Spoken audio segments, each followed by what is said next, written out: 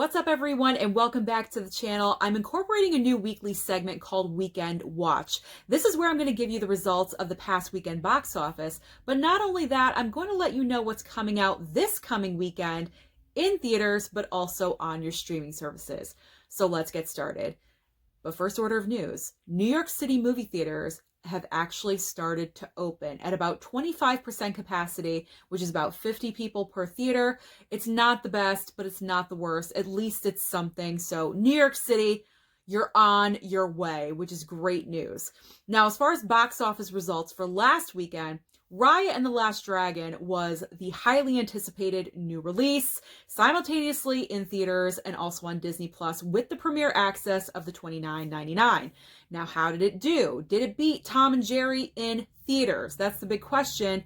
No, it did not. Now, last weekend, Tom and Jerry debuted with over $12 million. I would think a Disney product would beat Tom and Jerry. That did not happen. Raya and the Last Dragon opened with $8.6 million. Tom and Jerry fell to number 2. Chaos Walking with Tom Holland debuted with around $4 million, which has been the average for an opening. And then the movie Boogie, which I've never heard of, I didn't know was coming out, completely tanked with around $1 million.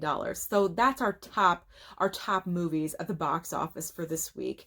Now, the big question is, what are they going to be doing with Black Widow? Because as of today, we are officially at the less than 2-month mark for Black Widow. So they need to decide, they as in Disney, need to figure out what they are going to do.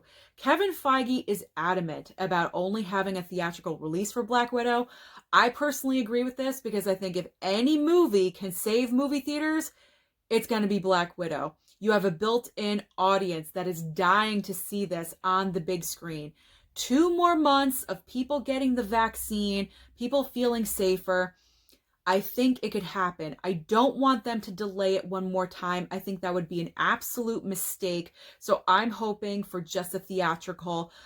I don't want it to go to Disney Plus on the premiere access. I think that's a bad idea personally, because let's look at it. Mulan, it failed. Now Raya failed as well. It's not a good trend with the premiere access.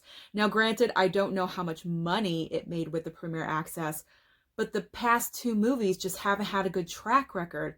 So Black Widow, don't gamble on it. Just put it strictly into theaters because you have the built-in audience of all of us Marvel fans that are dying, absolutely dying to see ScarJo one more time as our Black Widow on the big screen. So I think it will do fairly well. If Godzilla vs. Kong does well, which I think it's going to because that looks absolutely fantastic, I know I want to go to my local movie theater to see it.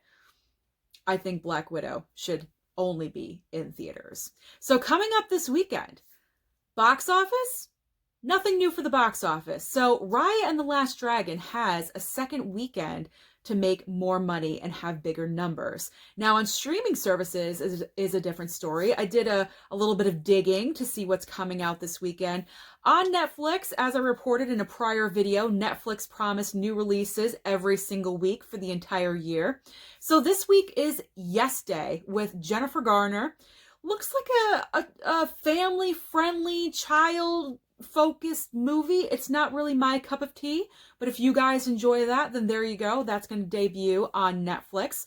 We also have a documentary on Hulu, Kid 90, which was directed or filmed by Soleil Moonfry, or Punky Brewster from my day. So if you want an interesting 90s documentary, go on over to Hulu.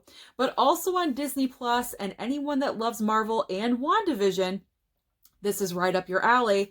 The Making of WandaVision is dropping on Disney Plus, which I'm probably going to check out because I love my Marvel, I love my WandaVision, and I love behind the scenes features. So there you go. That is the weekend watch wrap up of what is going on, and tell me if you love this new segment. This was just a trial run, so let me know your thoughts down below.